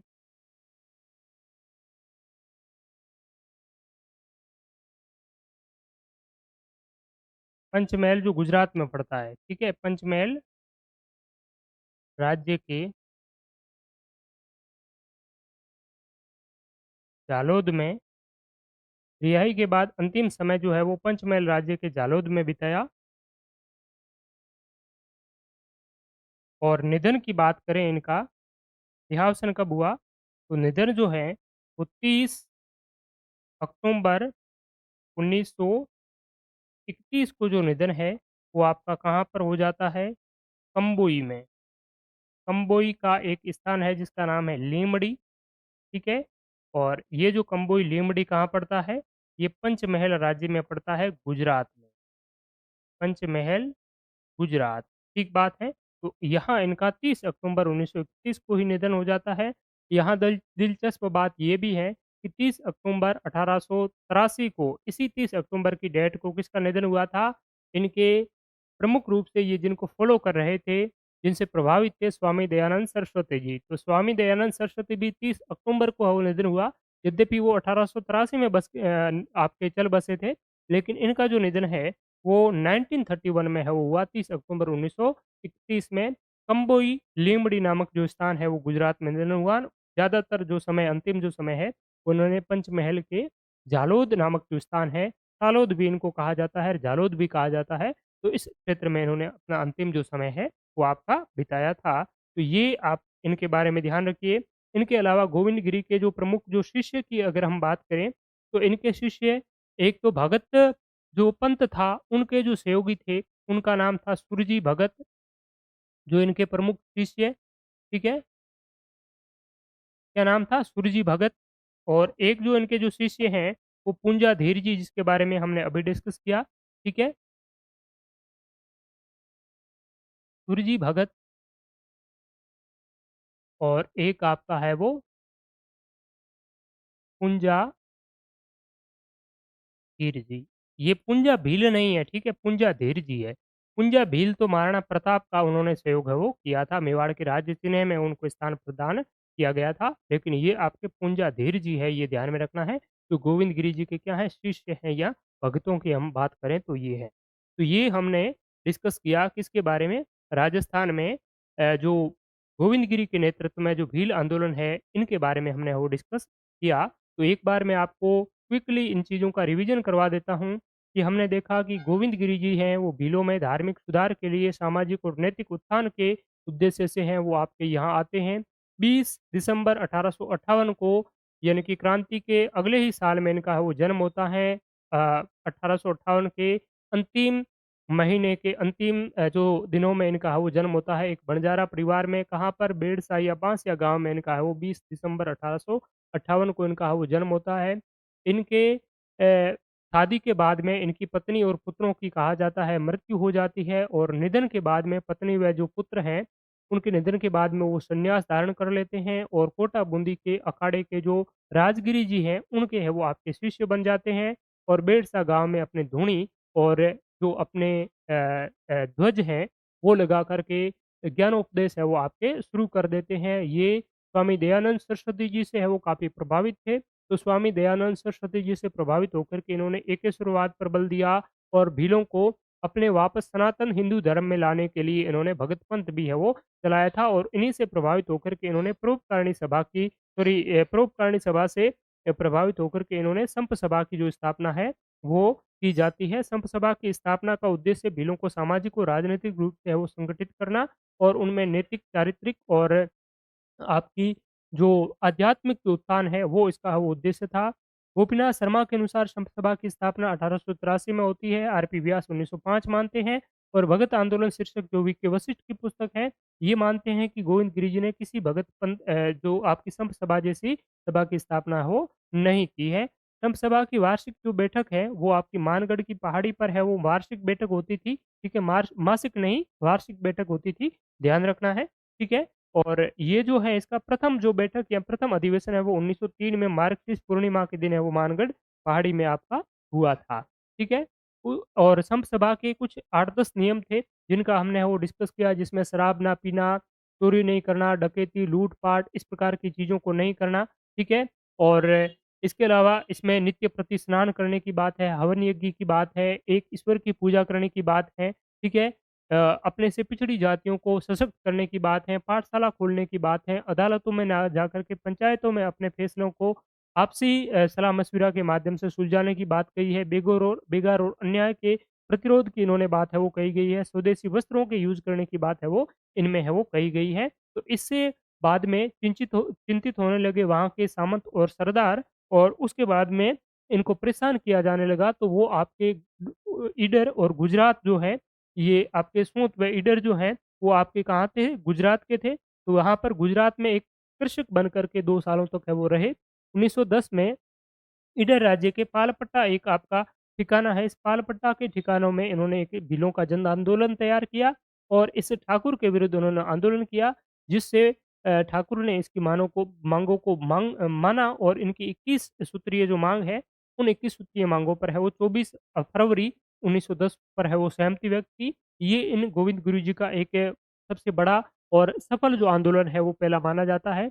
उसके बाद में ये 1911 में पुनः अपनी जन्मस्थली बेड़सा है वो आ जाते हैं और यहाँ 1911 में अपने शिष्य सूरजी भगत के साथ में मिलकर के भगत पंथ की स्थापना करते हैं। भगत पंथ का जो उद्देश्य था, किसी भी पंथ का उद्देश्य क्या होता है कि जो आपके अपने बात करें तो परंपरागत रूप से जो संप्रदाय है, अपना जो पंथ है, धर्म है, उनसे जो लोग पिछड़ जाते हैं, बिछड़ जाते हैं, उनको जो नियम इत्यादि नहीं मानते हैं, तब जाकर के कोई नया पंथ इत्यादि है वो आपका एस्टेब्लिश किया जाता है।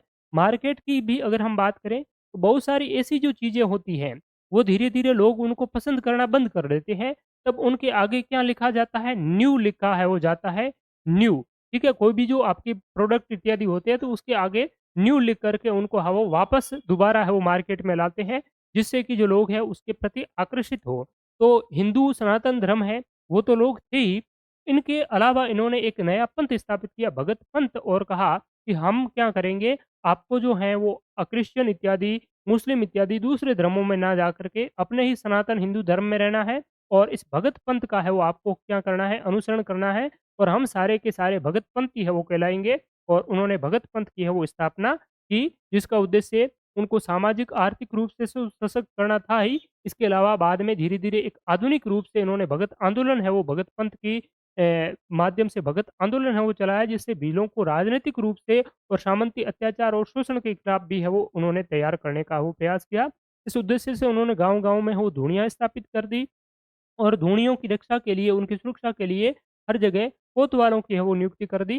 कोतवाल केवल धूणियों की रक्षा ही नहीं करते थे, धार्मिक कार्य ही नहीं करते थे, बल्कि सामाजिक रूप से भी इनका कोई लड़ाई, झगड़ा, टंटा इत्यादि होता था, तो उनको भी क्या है, ये आपके सुलझाने का प्रयास है वो कोतवालों के द्वारा किया जाता था। इन्होंने गाँव-गाँव में क्या कर ली, पंचायतों की है वो स्थापना कर ली, भीलों में पाठशाला इत्यादि और इस प्रकार की बहुत सारी जो चीज़ें हैं वो इन्होंने की। और डूंगरपुर, बांसवाड़ा, ईडर, सूत, खेड़ा, पंचमहल इत्यादि आस-पास के जितने भी जो भील आपके राज्य थे, तो वहाँ के जो भील जनजाति के जो लोग हैं, वो इनसे प्रभावित होकर के इनके पास में है वो आते थे और धार्मिक चर्चा के साथ-साथ में राजनीतिक, सामाजिक परिचर्चा है वो किया करते थे। इससे यहाँ के जो डूंगरपुर के जो शासक हैं, वो परेशान हो गया और उस शासक ने इनको है वो गिरफ्तार कर दिया। गिरफ्तार करने के बाद में भीलों का जन आंदोलन तेज हुआ, तो 3 दिनों के बाद में इनको है वो आपका छोड़ दिया, ठीक है? तो गिरफ्तार करने के बाद में इनको है वो 3 दिनों के बाद में छोड़ दिया और इनको है वो संपत्ति लूट ली और इनके जो बात करें तो पंथ है उनको समाप्त करने की है वो बात कही गई, ठीक है? लेकिन 3 दिनों के बाद में इनको वापस है वो छोड़ दिया और डूंगरपुर राज्य से है वो बाहर चले जाने के वो आदेश दिए थे। ये आपको है वो ध्यान में रखना है, ठीक है? तो गिरफ्तारी के बाद में ये हमने है वो लिख दिया है और उसके बाद में ये आप वापस ईडर जाते हैं, ईडर में भी गिरफ्तारी के प्रयास हुए, उसके बाद में मानगढ़ पहाड़ी में आते हैं, लोगों को एकत्र करते हैं और नए राज्य की स्थापना की भी बातें हैं वो चलती हैं, ठीक है? उसके बाद में इन्होंने संदेशवाहक इत्यादि है वो भेजे, सारे जिलों को है वो मानगढ़ पहाड़ी में एकत्र किया, उसके बाद में अंग्रेज़ों के कानों ये बात पहुँची, तब जो अंग्रेज़ों ने है, वो अलग-अलग जगह अपनी जो सेना है वो आपकी स्थापित कर दी, पूरे मानगढ़ पहाड़ी को है वो घेर लिया जाता है और उनसे आपके समझौता करने के भी है वो प्रयास करते हैं, लेकिन समझौता सफल नहीं बैठता है।